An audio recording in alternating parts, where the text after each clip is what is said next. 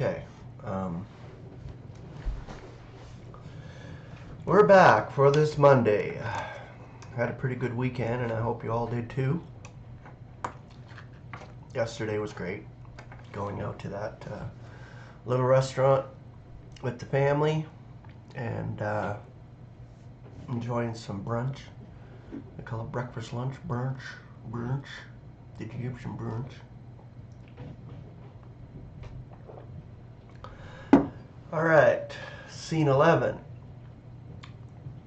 So, before I get started, one of the other brethren had an issue with my PayPal link. The one I have posted up there under Show More for the contribution page, that one actually works. The old one that I had previously, that probably doesn't work. Or if it does, they put some kind of limit thing on it. I don't know.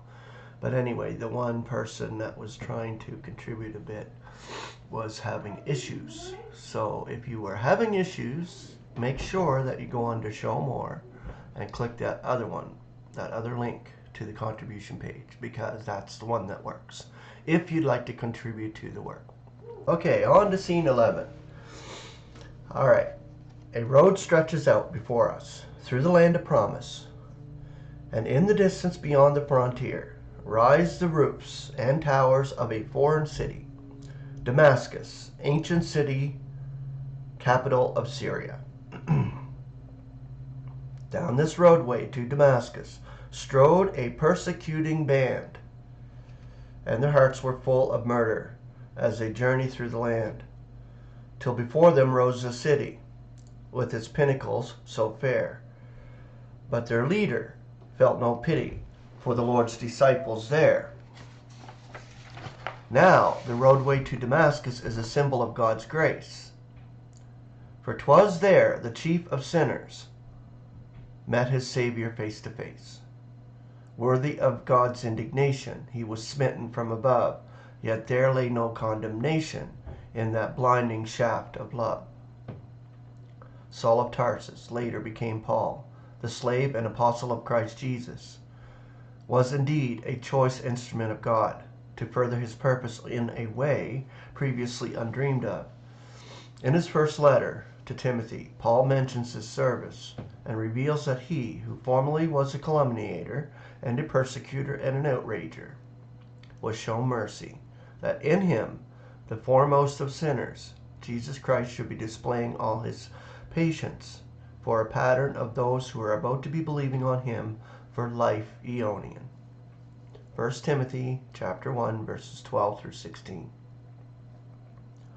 Paul, the first apostle of the risen Lord, as distinct from the apostles from the Lord on earth, Peter, John, and the rest of the 12, becomes a pattern for future believers, in that he was saved entirely in grace. With his own experience behind him, he began to proclaim an evangel, which, unlike all that he had preached before, relied entirely upon God's power for salvation, and had grace as its basis and faith as its means of operation. As he wrote later in his career, "In grace are you saved through faith, and this is not out of you. It is God's approach present, not of works, lest anyone should be boasting. For his achievement are we." Ephesians 2, 8 through 10. Paul was the one appointed to complete the Word of God. Colossians 1:25.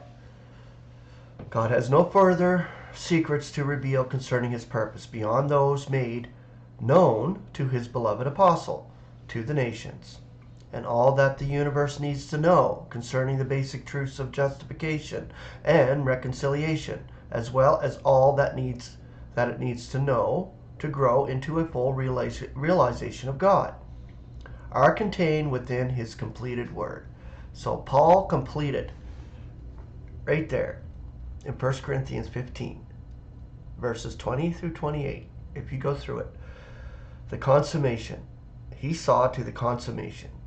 There's nothing further after the consummation mentioned in Scripture. So, have a beautiful Monday. Grace and peace.